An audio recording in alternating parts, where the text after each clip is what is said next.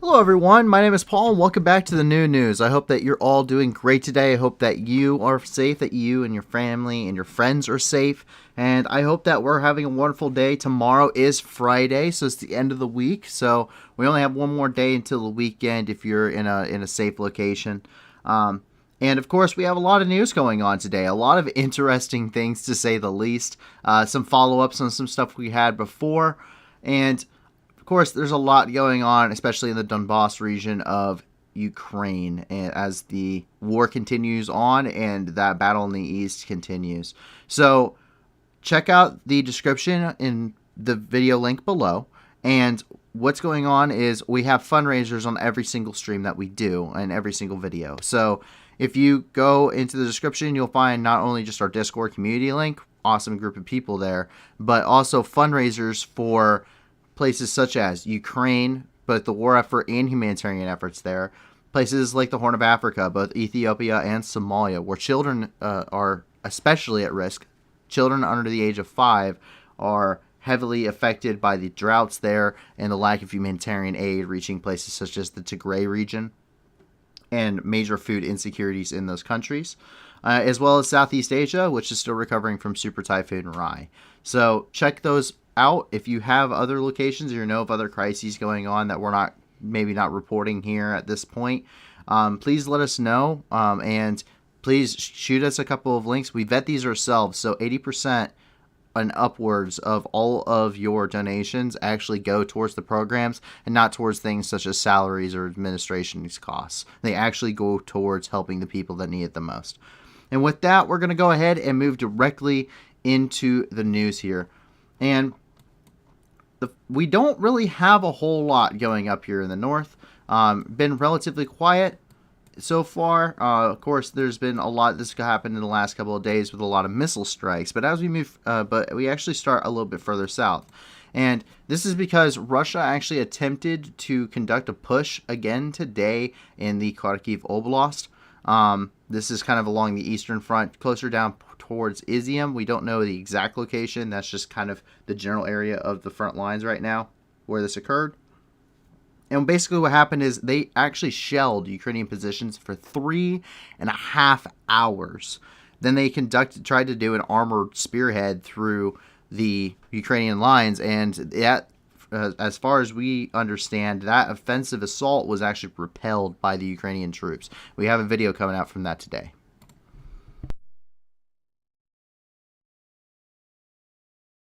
Мама наша.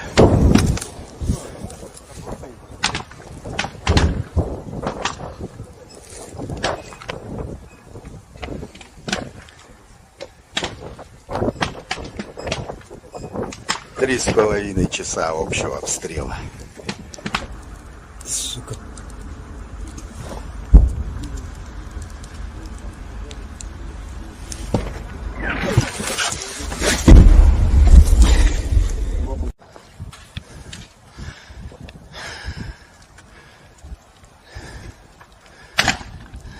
Зато наша буханка цела.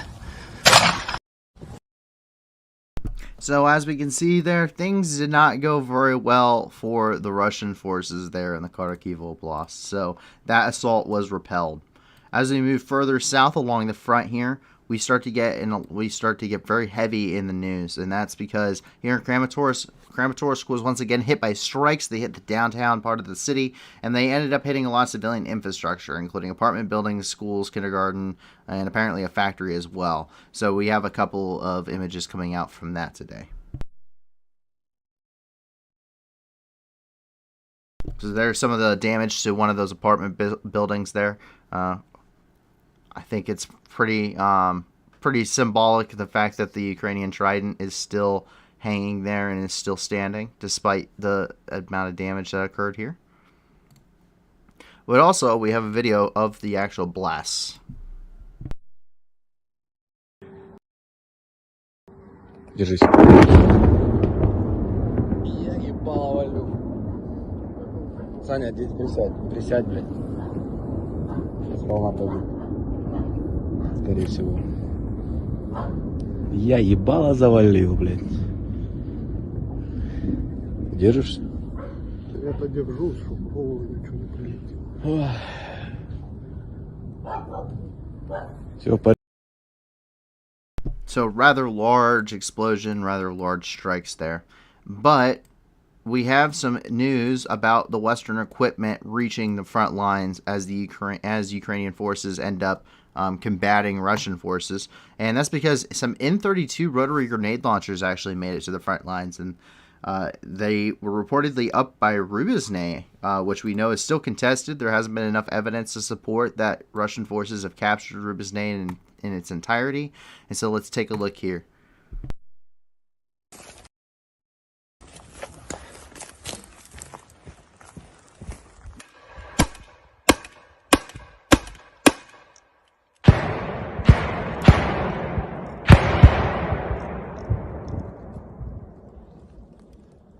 Дистанція 250 тут до них? Да. О, близько, нормально. Gets it in his hands, loads it, immediately uses it, and just walks away. That's how you do it right there. If you're going to make a statement, that's how you're going to do it. But yeah, the M32 is one of those pieces of Western equipment that's coming in from NATO countries, including the United States. It's a 6-shot rotary grenade launcher. The cylinders revolve just like any kind of other revolver, just like in the Old West, essentially. Except it uses 40mm grenades. So just like those underbarrel grenade launchers, except this thing fires 6 of them. So very good piece of equipment to just be carried and increases the amount of firepower that Ukrainian forces can put down range, or infantry can put down range. And in Severodonetsk, we're hearing that there's a major amount of fighting along the fronts here outside the city. We don't know the extent of that fighting. We don't know exactly what's happening. That is just what we've been hearing thus far. But we do know that a Russian-speaking Ukrainian woman's house was essentially leveled by the Russian forces and the bombardments in the area, and the guy who is house sitting for her, because she was not there at the time of the bombardment, was killed. His wife survived, luckily, and we actually had our translator go through, and she said that our translator said that this woman is saying that what happened to her house, she hopes happens to the Russian troops' houses as well. So take a look at this video here. Которые вот на Украину такое сделали на нашу, чтоб им так тоже было, буду говорить по-русски, чтоб им так тоже было, как меня во дворе все вот это сделали. И убили моего любимого человека, дядю, который смотрел мне за дом. У меня во дворе вот, пожалуйста. Это я вам желаю, россияне, которые ненавидят мою Украину, нашу Украину, чтобы вам это все было. Как боль я вижу, чтобы вы видели. А те, которые любят Украину, я вам желаю счастья, любви и долголетия. Наша Украина – это нашая. Не лезьте к нам, никто. Мы очень хорошо живем. А те, которые полезли, чтобы они это видели. И их предки. Я желаю. Once again, this is a Russian-speaking Ukrainian woman. This is exactly the person. This is exactly the kind of person that caused or formed the pretenses of why Russia claims it started this invasion. That is why, is to protect Russian-speaking Ukrainians against oppression by the Ukrainian government. That is their reasoning, why they are saying they are doing this. And they're leveling their houses. Mariupol, predominantly a Russian-speaking city, leveled. Donetsk, Luhansk, Severodonetsk. This entire region is Russian-speaking. Leveled. Immense amount of atrocities and war crimes. Attempted cover-ups at this point, from our best understanding and estimates, just based off of Maxar satellite images of mass graves and reports of mobile crematoriums. I mean, it's very counterproductive to kill the people you're reportedly attempting to save. And it's very obvious that is, once again, just something else Russia, we already knew it was, but something else that Russia has been saying that this is the reason why, but it's really just something that they can throw a stamp of approval on, and that's it. It's just a claim. It has no reasonability to it. Down in Papasna, we haven't heard from Papasna for a while. This is one of the tips of the spear for Russian forces. Just like Rubizhne is heavily contested, Papasna is as well. There's not been enough evidence supporting the fact that Papasna has been seized in its entirety by Russian forces, despite some claims.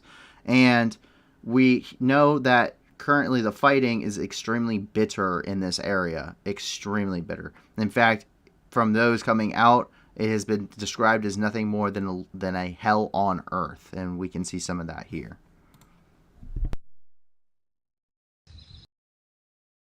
Це перший день на нулю.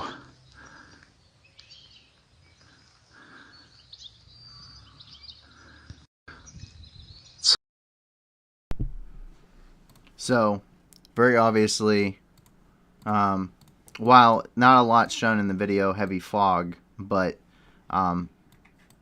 that pretty large munition has to make a crater that big to just sink a BMP into it. So, lots of heavy munitions being used, lots of fighting, very bitter fighting from our understanding, and that's just coming from what we hear, and what we hear is far from the full story itself. But as we move further down, we're seeing the use of more Western equipment. This is a 155 millimeter Bogdan artillery gun, and this is something that it's not the U.S. 155s that we've talked about previously, but it is a NATO weapon. It is something that's used and fielded by NATO countries. The 155 millimeter artillery shell is kind of the NATO standard of artillery. And it's much like the 5.56 and the 7.62 are NATO standard rounds as well. It's not entirely true. There are plenty of NATO countries that still use 152 millimeters, but most of those have already been shipped to Ukraine at this point, and the transition is beginning even in Ukraine itself. That whether or not the country joins NATO, it will be for all intents and purposes, its main backbone will end up becoming, if this war continues as they believe it will, NATO equipment. And it will be a very NATO militarized country. And we see it being used already against Russian forces. So let's take a look. No, it does have copyright sound here. But those Ukrainian forces have been trained, at least in limited numbers, on how to use the Western artillery. And it's already starting to see action, and artillery and armor is the name of the game along this front. As we move further south, we see that there are reports coming out of the Donetsk front of a TOS-1A hitting in a civilian apartment complex while attempting to destroy a Ukrainian BTR. And we actually have the video of that. We can't verify exactly where this is at, but this is some very interesting footage. Take a look.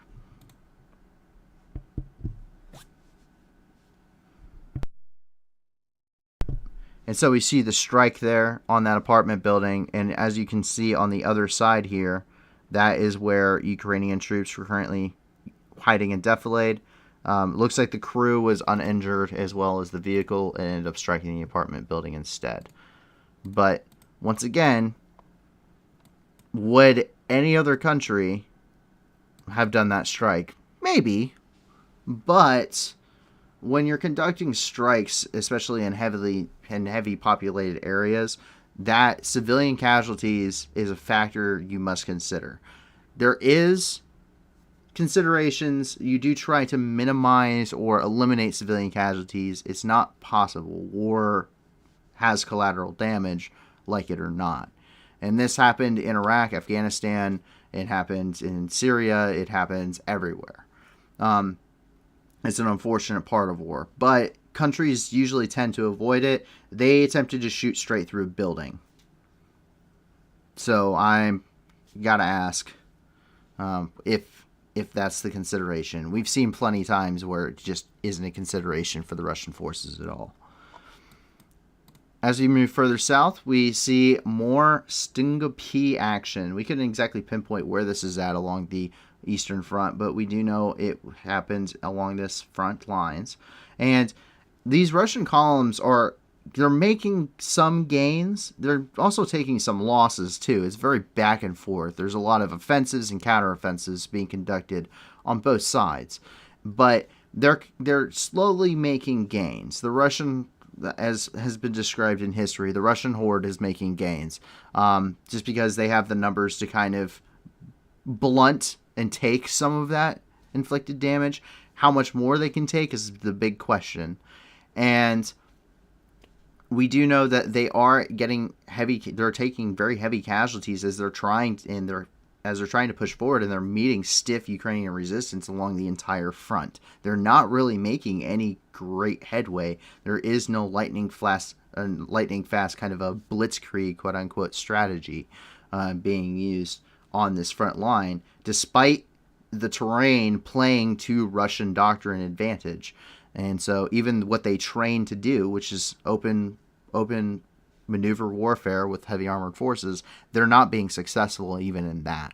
So we can take a look at that here.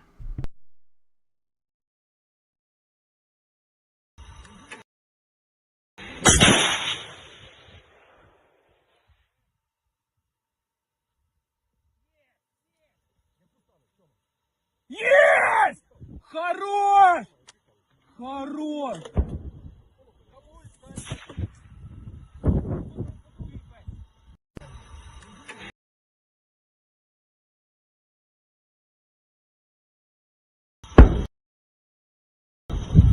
Выстрел!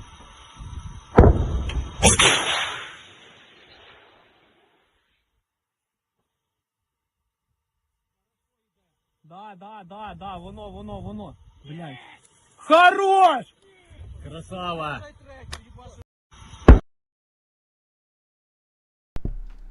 So once again, that was some more Stunga P action coming from one of their other optics there. As we move further south, we see that Russian forces are using AGS-17s as mortars. The AGS-17 is essentially an automatic grenade launcher. It's a belt-fed automatic grenade launcher, just like the U.S. version is of the Mark 19, the Mark 19 M3. So that is basically what this is. Now, this is something you can do. So I'm not going to say this is a stupid tactic. This is actually something even the U.S. trains to do. If you go to advanced machine gunners course in the Marine Corps, this is something they teach you how to do. There's a right way to do it and a wrong way to do it. These guys are doing it the wrong way. I can tell you that for sure. It requires using it just as if a mortar team was using a mortar. It essentially acts as a smaller mortar. It's a 40 millimeter mortar as opposed to a 60 or an 81, or in Russia's case, an 82 millimeter mortar. So let's go ahead and take a look.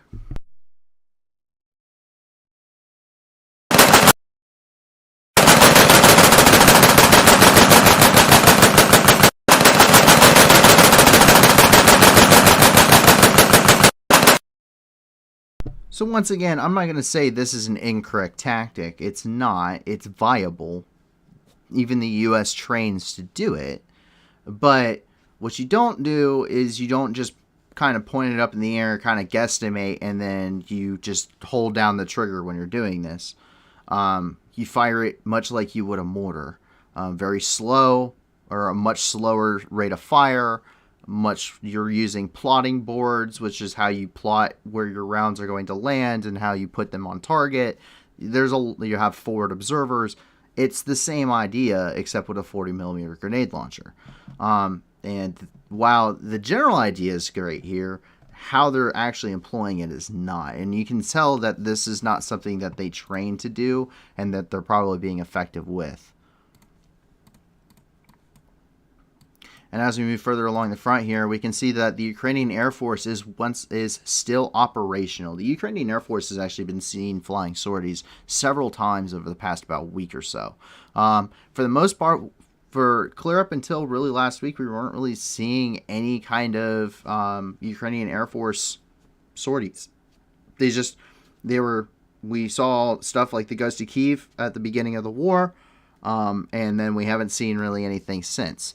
And this has been due to, I mean, they've taken losses. We know that. You don't want to show where the Ukrainian Air Force is conducting sorties. You don't want to give away positions. You don't want to anything. But they've also been receiving more aircraft, and they've been able to bring some of those aircraft that they needed to get repaired up into service and be able to be put back into the inventory and be brought back into use. So let's take a look here.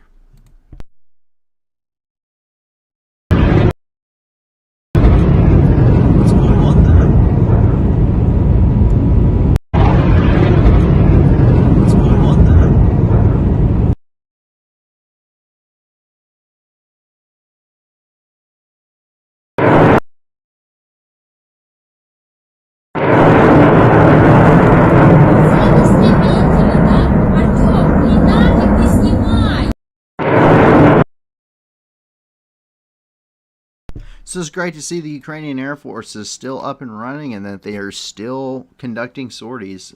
Once again, this is day 71 in the war, and Russia has not been able to establish air superiority. The airspace over Ukraine is still contested. And this is like rule number one of modern warfare: establish air superiority. It's day 71. They didn't do it. That's a day one thing. You see that in any modern military campaign, the establishment of air superiority, the invasion of Iraq, the first and second time, during the Gulf War in '91, the invasion in 2003. You see this continually when U.S. military is conducting operations. They have air superiority and deconflictions. You see this over no-fly zones in places like during Libya, and when a couple of F-14 shot down some MiGs. So this is a thing, and Russia still isn't able to do it. And as we move further south, we move into Mariupol. And as we move into Mariupol, there's a couple of different things going on today that we've seen. So Russia announced that Ukraine and Russia has started their ceasefire. It's supposed to last for about 3 days in total, and it was supposed to be enough for humanitarian convoys to come in and get the last of the civilians out of the Azovstal. As Russia announces the ceasefire today, the assaults continue and even pick up pace to some extent on the Azovstal. The fighting hasn't stopped. So it's not there's a ceasefire, it lasts 2 hours, they said that Ukraine broke the ceasefire and they open up again. It's they just didn't stop and they just said that they were going to have a ceasefire anyway. They announced it and just kept going. Didn't matter. And that's from our understanding of the situation on the ground right now, and everything we're seeing supports that. Not only this, but just the UN knows this, and in an effort to get civilians out, they are still going to go. They are currently en route to go into the Azovstal and to still take civilians out. Possibly, there's a possibility they may even attempt to do it while under fire. I don't know if I don't know if they will, but it's something the UN has done before. So it's not out of the realm of possibilities that they will attempt to do evacuations while under fire. Once again, we've seen it before in other parts of the world and other conflicts. So take a look today. We have some footage coming out of the Azovstal. We can see the destruction today as this ceasefire was announced. Very obviously didn't happen. This is bombardments on the Azovstal plants today from drone footage. So, very obvious. It just continued. There is no humanitarian evacuations yet. There is no way for civilians to safely leave. Because all of this produces shrapnel, and that just creates a wall of lead. So, very concerning. Very concerning indeed. we see here. This is from AFP News, and they're saying that the United Nations said a new convoy was headed to evacuate civilians from hell. And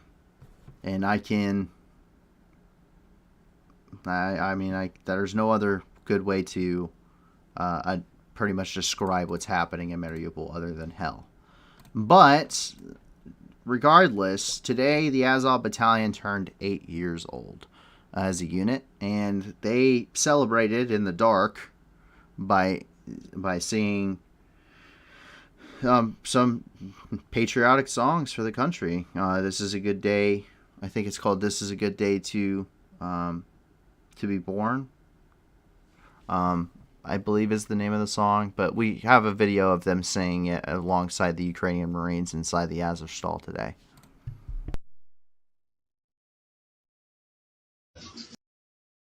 Зродились ми великої години з пожеж війни, і з полум'я вогнів з'єднав нас біль по втраті України, кормив нас гнів і здійснав ворогів. І ось ми йдем у бою життєвому, тверді міцні, незламні, як граніт, бо плач не дав свободи ще нікому, а хто борець, той здобуває світ. Не хочемо ні слави, ні заплати, заплата нам, то розкіш боротьби, солодше нам у бою умирати, ніж жити в путах, як німі раби.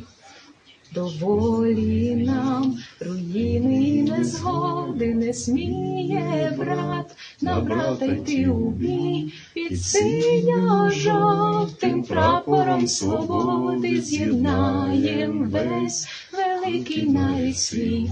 Велику правду для усіх єдину, наш гордий клич народові несе. Вітчизні ти, будь вірний до загину, нам Україна вище понад все. Веде нас бій, бійців упавших слава, для нас закон, найвищий то наказ. Соборна українська держава, вільна й міцна, від Сяну по Кавказ. Соборна українська держава, вільна й міцна, від Сяну й по Кавказ. Вот так ми і боремося в місті Герої Маріуполь. There you go, guys. And there's more evidence today that, as I was saying earlier, that Russia's pretenses for even conducting this invasion are false. And that's something that we've all known for a while. But something as simple as replacing road signs really kind of underscores their ideology in this war. And they're phasing out the Ukrainian way of life, basically. So currently in the occupied zones, Russia is fast-tracking, trying to consolidate its holdings. Any ground it has currently gained, whether that's Mariupol, Melitopol, Kherson, Luhansk, Donetsk, all of these regions, they are switching over to the ruble.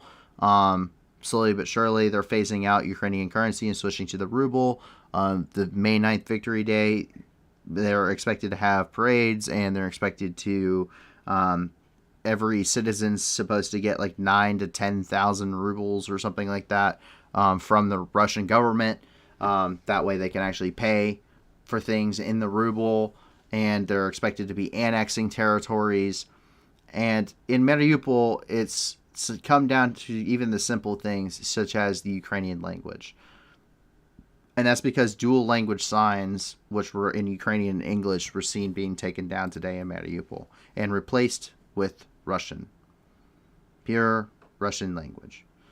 So this continues to go along the same lines that we have heard of before. The same things that has been said repeatedly of This is not trying to wipe away the Ukrainian way of life. Well, if you're forcefully making everyone speak your language and read your language, and you're getting rid of their currency and getting rid of their language and their own road signs and replacing it with everything that's Russian, that's exactly what you're doing. I mean, you can't go through and replace everything in someone's way of life and say you're not trying to replace, you're not trying to get rid of what came before it.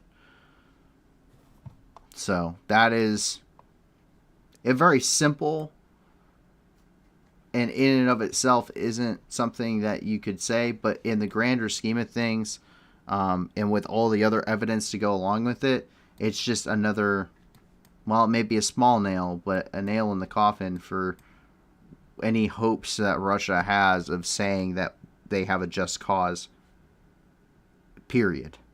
There's nothing that Russia can say that anyone can construe at this point as being, oh, well, I can see why you would do that. There isn't anything that you can say at this point. They have crossed every boundary that they themselves have made. So when they set the lines, they said precision strikes, Mariupol is leveled. They said a ceasefire in the Azovstal. The bombardments continue. They say that they're protecting Russian-speaking people. Her house is destroyed. Her house sitter was killed. They say that they're not putting conscripts into this operation. They're conscripting people into Donetsk and Luhansk.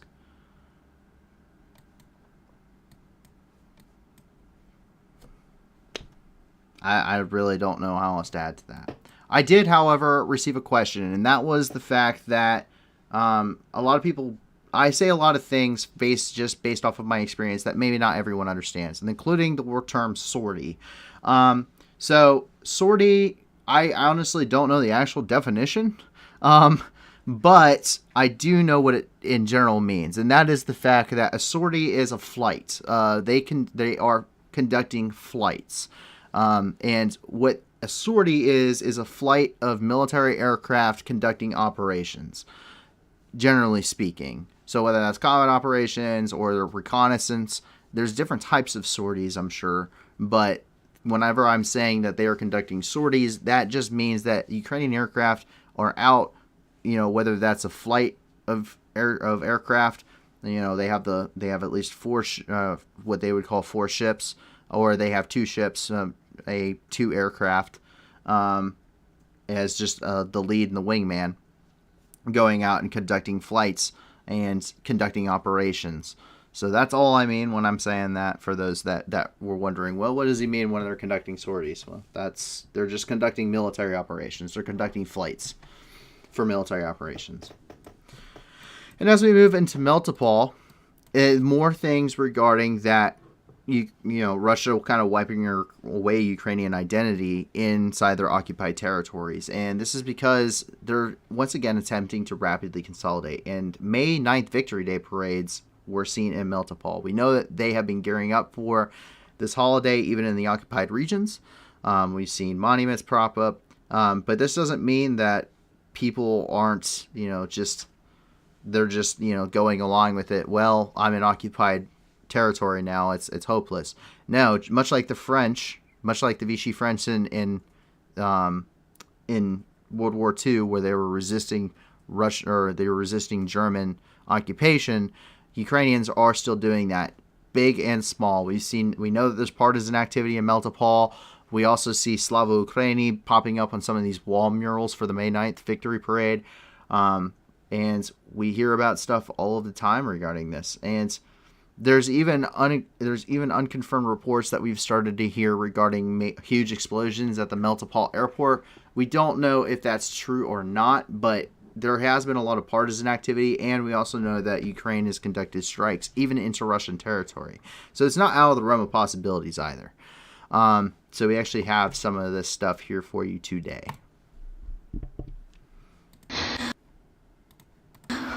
Короче, ребята, смотрите внимательно. Город Мелитополь, 05.05.2022 год. Завешено все плакатами просто по всему городу, все магазины, все. Все движется к 9 мая. Короче, ребят.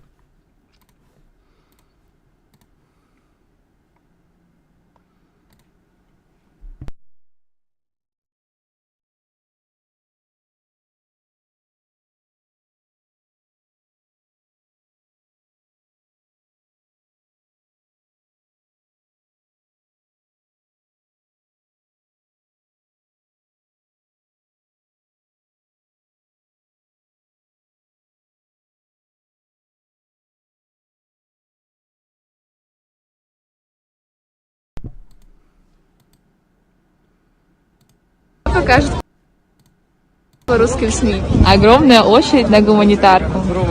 Что не покажет по русским СМИ. Толпа на площади протестует. Слава Украине!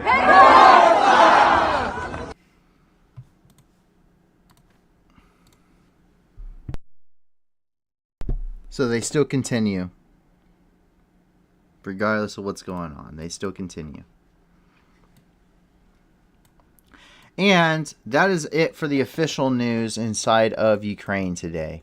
But to get this out of the way, as some people may be seeing this in other locations, much like we have, there are rumors that the Admiral Makarov, a frigate in the Russian Navy, was hit by a Ukrainian Neptune missile.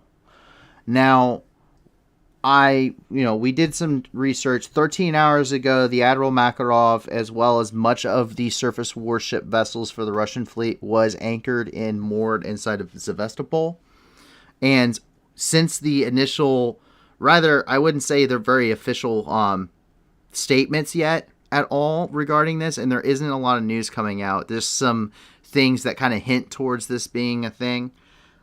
So we didn't want to add it to the stream officially as this is happening, but in the event that we start to see more news coming out, just so you're aware, that is something that is reportedly happening. We can't confirm it to even be willing to put it officially as a bit of news yet. It's just not enough information. So at this point, it's nothing more than a rumor, but if it's true, it would be yet another warship hit by Ukrainian missiles. And we do know that they were anchored in Sevastopol, and that they've been operating outside of about a 30-mile radius of the coast, just to avoid getting hit with anti-ship missiles since the Moskva sank. So, just so that way you're aware, but it's not officially anything newsworthy yet. We will hopefully more details will come out as to whether or not that can be confirmed. Up in Belarus, a couple of missiles actually were launched into Ukraine from Belarus, and there's been a lot of activity by the Belarusian military. Lukashenko, actually, today, he's the dictator. He's technically President Lukashenko, but he's what's considered Europe's last dictator, or was considered Europe's last dictator.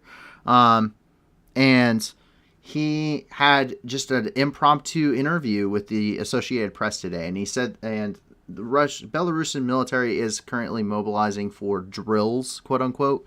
We've seen that before. But really, Lukashenko stated essentially three things. He said that, one, the negotiations that are currently ongoing between Ukraine and Russia, whether or not they are being successful or not, were personally because of him. The second thing he said is Zelensky doesn't control Ukraine, but the United States does. If the U.S. was to tell Zelensky to end the war, it would be over within a week, quote unquote. And finally, that he is not involved. He's not very involved in the whole, quote unquote, special military operation inside Ukraine, but he thinks that has dragged on longer than what Russia planned for. Which is something that we've been saying for,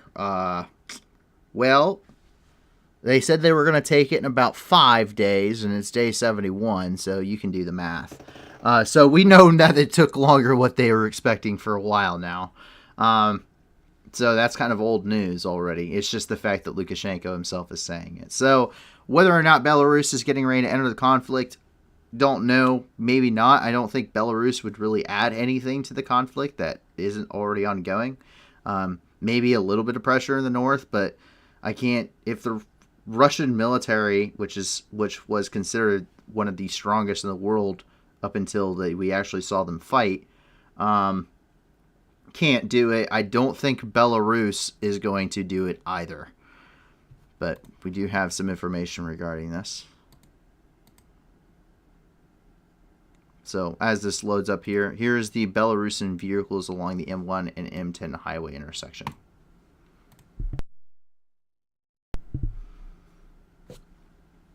So lots of military equipment. Lots and lots of military equipment.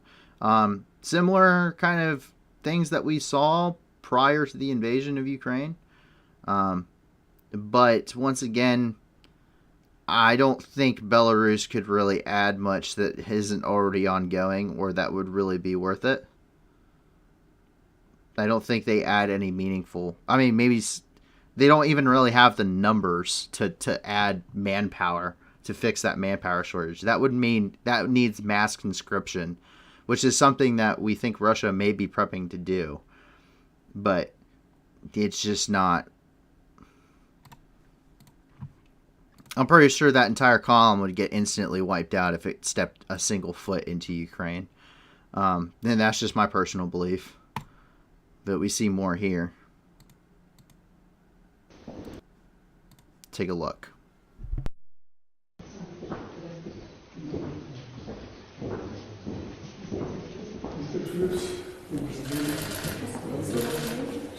За счет западных поставщиков. Зачем это надо? Или, если честно, я не думал, что эта операция затянется таким образом. Но я не настолько погружен в эту проблему, чтобы сказать, по плану там у них идет у россиян, как они говорят, или так, как я это ощущаю. Я еще раз подчеркиваю, я это ощущаю так, что операция эта затянулась. Она начинается со средств массовой информации и продолжается средством массовой информации.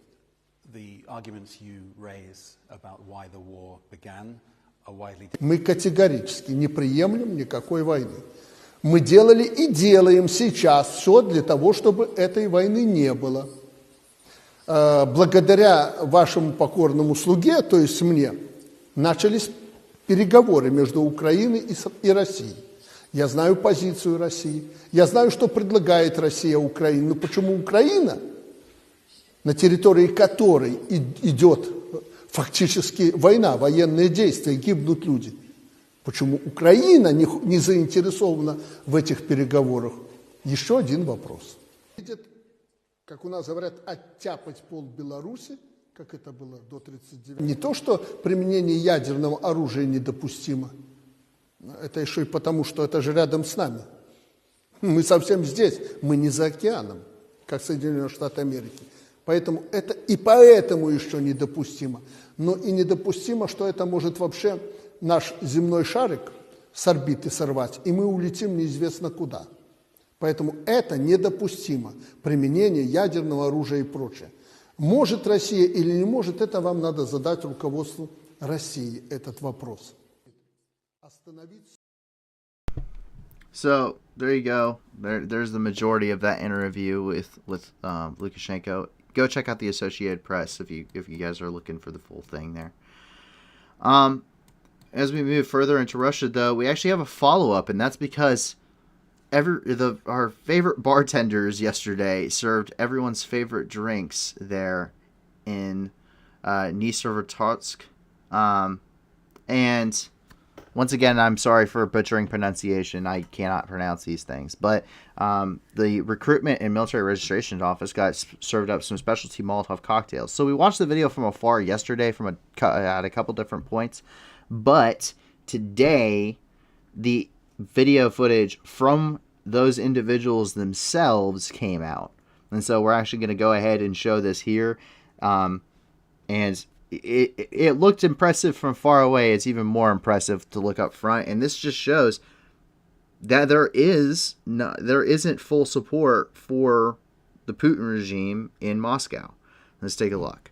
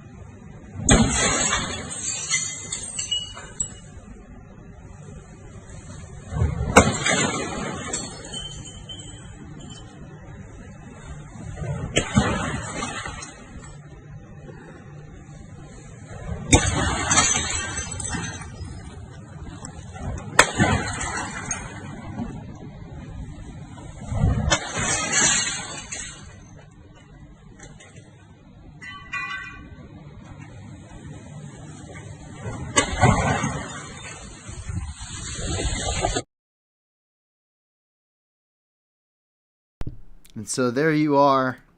That is the first person perspective of that Molotov cocktail hit on the basically what's their recruitment office there. So if they were attempting to conscript in this area, they would have to be doing it out of a different office. And as I am told, and I don't know if this is true or not, but reportedly they don't have a lot of digital records for these lists.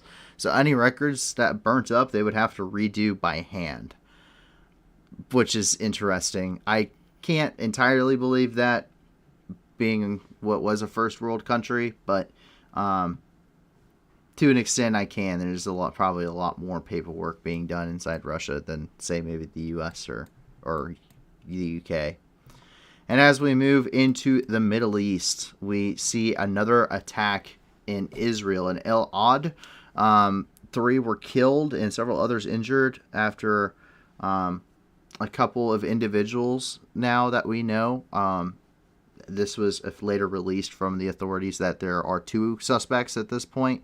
One wielding a pistol, the other one wielding either an axe or a machete, attacked several civilians. They are currently at large. Initially, it was reported that they had killed one of them, or the individual conducting the attack. However, they went back and they did correct that statement.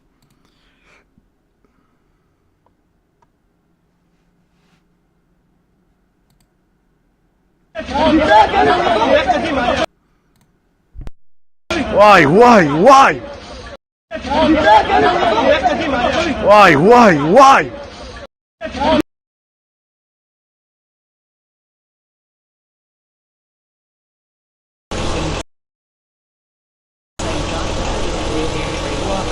So this is from Reuters. This is a much longer video, so I'm just going to show part of it. This is just a live event from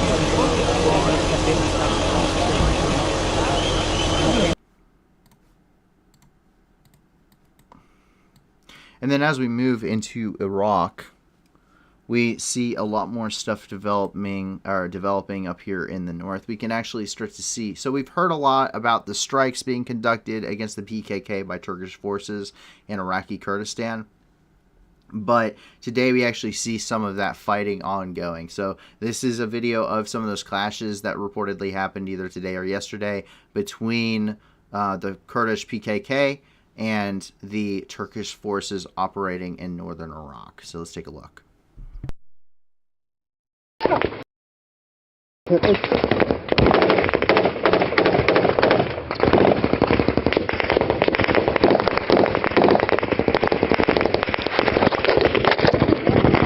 Bomba!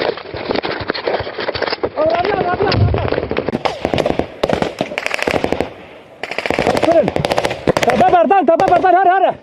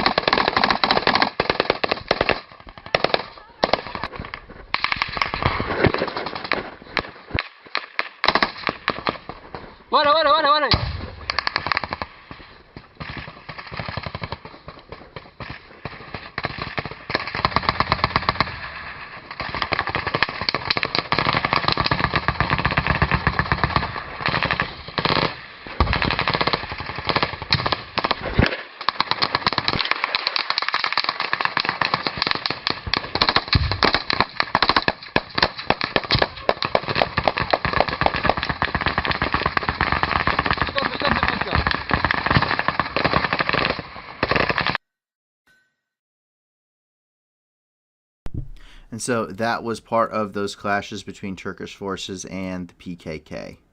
And as more fighting continues down here in Sinjar, between both government forces and a resistance movement against government forces there, about 1,200 families have officially fled Sinjar as that fighting continues.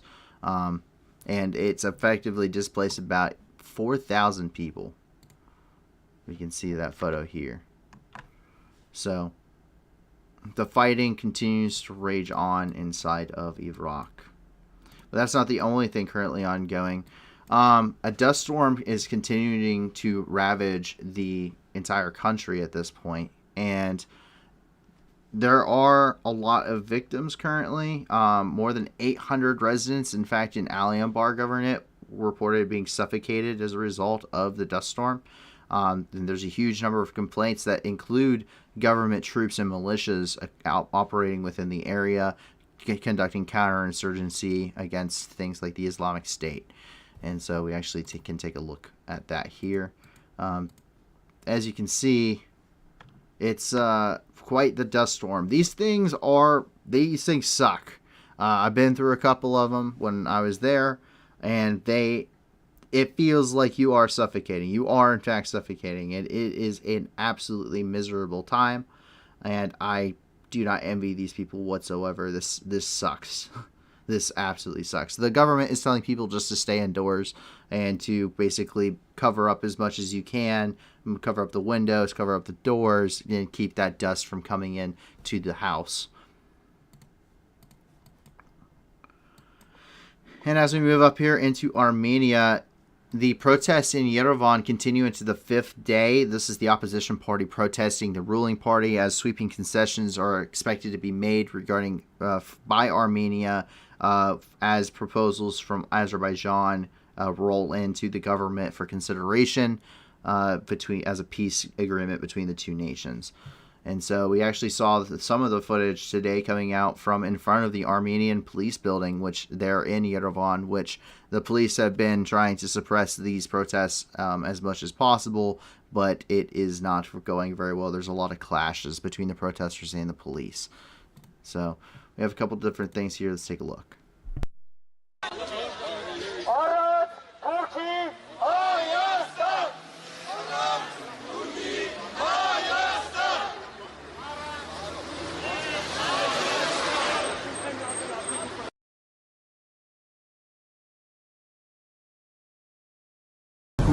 Այլ քաղաքացիների տեղաշարժը սահմանափակել է, այդ պատճառով Երևան է ենթարկում։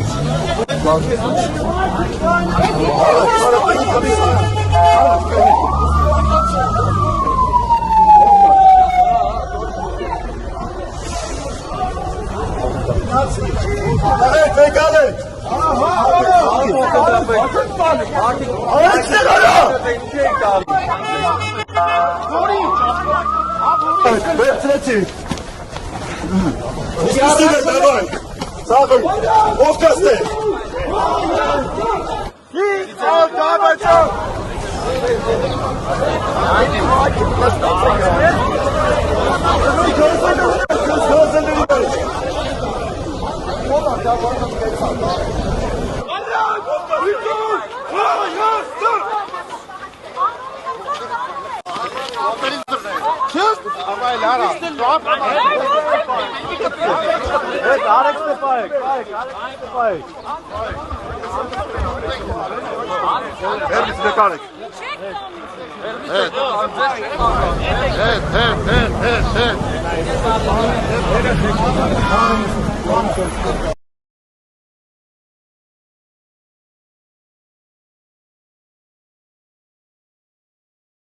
And so as we can see here, this isn't just a small group of people that's upset about this. There is a massive number of people.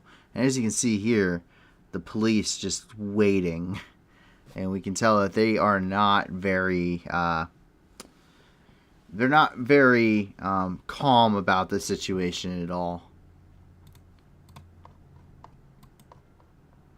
And out of Islamabad today, the Pakistani Prime Minister actually requested international assistance. So Shahbaz Sharif is the current Prime Minister after Imran Khan was voted out of office under a no-confidence vote.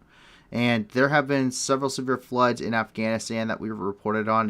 And the Prime Minister there in Pakistan is urging the international community to assist those Afghans that are affected by those floods. So We don't have a lot of information on the floods themselves. If we get some more, we will, of course, be reporting it. And if we're looking for what kind of assistance we could do. However, the caliphate themselves, the Taliban, do make that very difficult. And we want to make sure we can verify that this assistance is actually getting where it needs to go. And I can't guarantee that it would in this case. And as we move down into Africa, coming out of Ethiopia, there was a terror attack on government forces there in Jeddah, Ethiopia. 5 members of the armed forces were actually killed after Al-Shabaab, which is an Al-Qaeda-linked terror group, exchanged fire and detonated an IED as a military convoy passed. So we do have the photo coming out of that.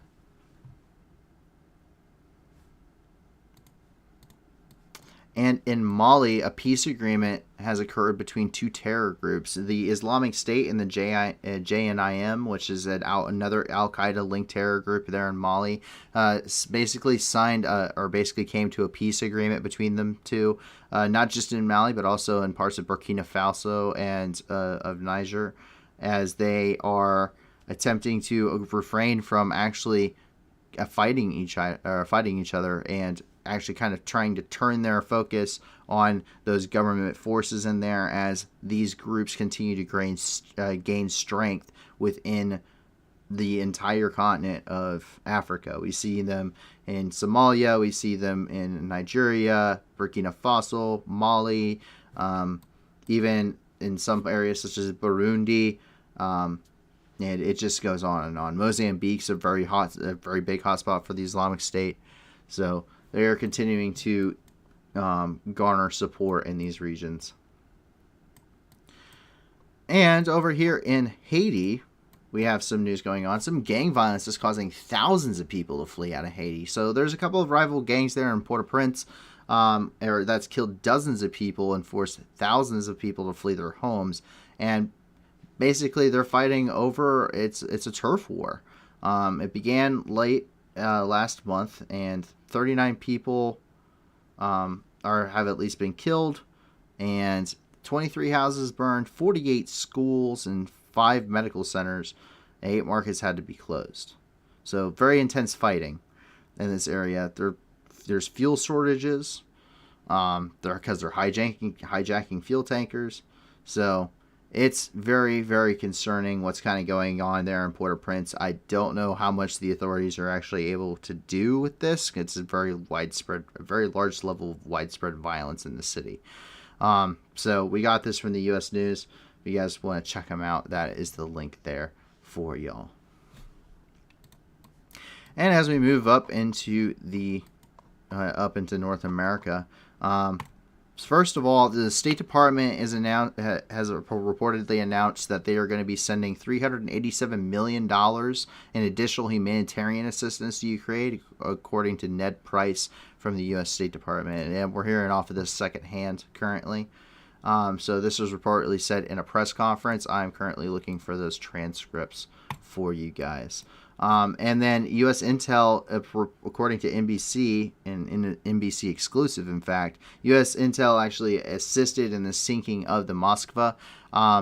So basically, they were tracking the Moskva inside of the Black Sea. They were tracking its movements and where it was going, whatever else that they do, because I'm sure there's a lot more than any of us will ever know. And they were basically passing that on to the Ukrainians, and that allowed them to conduct that strike. And so we actually have this from NBC themselves. Let me take a look here. So yeah, U.S. Intel helped sink the Russian flagship Moskva, according to U.S. officials. So, interesting bit of news. It also implicates the U.S. more in, I wouldn't say a direct action. We know that this has been going on for some time. Anyone that watches flight radars will see plenty of those intelligence aircraft and radar aircraft that are on the borders there, just outside of the Black Sea, inside Ukrainian territory in places like Romania. So we do watch it. Everyone's been watching them. It's been very fascinating to watch it as these things are just operating with their transponders on.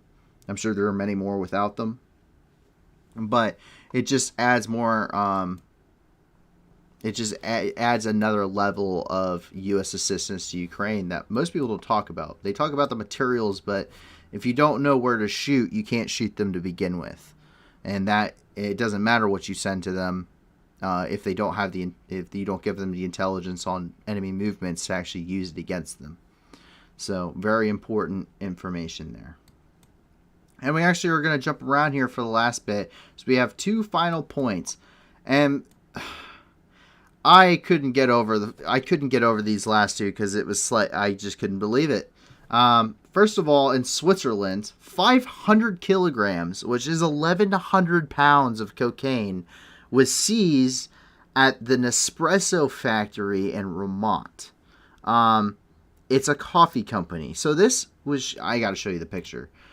It's about $50 million worth of cocaine. It's 80% pure, and there's an entire quadcon. Basically, they went to use, because these are packaged in coffee bean bags. It originated out of Brazil, and they went and they went basically, what I can only assume is they went to use this, opened it up to go dump it, into whatever they're doing for the roasting process, and went, wow, this isn't coffee, and then called the authorities. 1,100 pounds of cocaine. 1,100 pounds. 500 kilograms of cocaine. $50 million worth. There's an entire quadcon here. And how it got missed by port authorities in Brazil and what all other stops, Switzerland, any of the ports in Europe, is beyond me. But, and I can't imagine who bought $50 million of cocaine. This is supposedly was going to be going onto the European market, but that's an insane amount of cocaine, and they must be. I can't imagine if any of that had gotten. They said that there's no contamination, but I couldn't imagine. Could you imagine being the worker that dumped that into a giant vat of coffee beans? And then that accidentally getting packaged and shipped out? You'd be getting some extra strong espresso, that's for sure.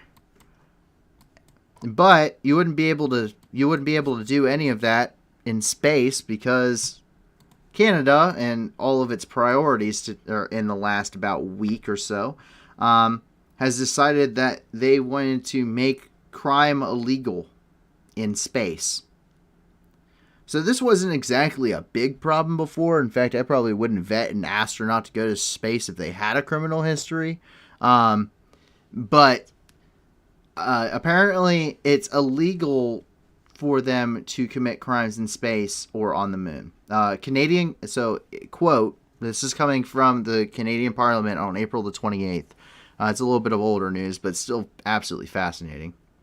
A Canadian crew member, this is beginning quote, a Canadian crew member who, during a space flight, commits an act or omission outside Canada that if committed in Canada would constitute an indictable offense is deemed to have committed that act or omission in Canada. So, basically, if you were thinking about speeding on a moon lander, you can't do it. If you're thinking about shipping 1,100 pounds of cocaine to the moon, yeah, it's not happening if you live in Canada. I guess if you live anywhere else, you're good. But if you live in Canada, they made it illegal. This is reportedly because of there were allegations that an American astronaut had in 2019, I believe, had gotten into her ex, I believe, boyfriend or husband's bank accounts. The allegations were proven to be false. But Canada saw, apparently, with everything else going on in the world, everything else, think of all of the other priorities domestically and internationally that Canada could have been debating in Parliament. They decided, yes, crime is a big problem in space, we should make it illegal. So unless they have a giant moon base that no one knows about, because everyone laughs at Canada because they're so utterly nice and they say sorry for everything and maple syrup is awesome for your pancakes. Unless they just happen to have been funneling billions of dollars to a moon base with a giant space laser on the moon, I can't foresee this ever being a big problem for Canada. I just don't. I don't even think, from my understanding, I don't think a single Canadian has even made it to the moon to commit a crime. So I'm just flabbergasted. So just keep in mind, if you want to ship 1,100 pounds of cocaine to the moon, don't do it from Canada. Just as a heads up. And with that, that is all of the news for the night. So I'm still impressed at those two final stories. I've had to think about this since before the stream started. I am so sorry. But that is it for the news for the night. I hope you guys enjoyed. I hope that you guys were learning a lot of stuff. Come join us on the Discord community, and if you have questions about anything and you don't want to do it here on the stream, or you don't want it addressed on the stream, or maybe you do and I can add it in at some point later, kind of go through some questions, come join us on the Discord community. Rack my brain. I have prior military experience. I was in the Marine Corps. I was an anti-tank missileman specifically, and so I did serve in the Middle East, and so I have a little bit of experience with this stuff. I understand some things that a lot of people don't, and maybe not at the grand scale of things, but at least some of the basic stuff that people might know. And I know I'm a big fan of history, so if you guys want to go through it and ask me some questions, or you think I'm knowledgeable enough to answer them, be more than happy to do that. And come onto the stream, or come onto the Discord, because if I can't, there are a lot of other knowledgeable people. I can't tell you enough how awesome our team is. The staff that puts all of this together every night, I'm just lending the voice, is absolutely amazing. I mean, they get awesome sources. We have our own translator that fluently speaks Russian and Ukrainian. She is Ukrainian. And she is awesome. Everyone on the team is awesome. And so if I can't answer it, maybe one of them can. So join us there. But more importantly than any of that, check out the description on the video below and check out those donation links, because once again, we vetted them all. 80% of your donations do go to the programs or more. We have one, I think, on there that's 99.6% of donations actually go to the programs. So that's not going towards people's like salaries and administration's costs and paperwork. It's actually going to helping people.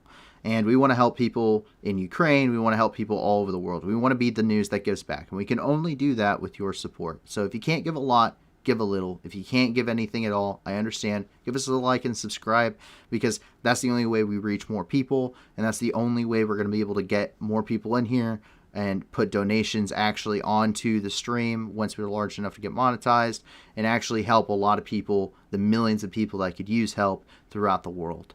And so have a great rest of your night, guys. Enjoy your wonderful Friday. I hope it is great. I hope that you, your family, and your friends remain safe. And we will see you guys tomorrow night. Have a wonderful time. Bye.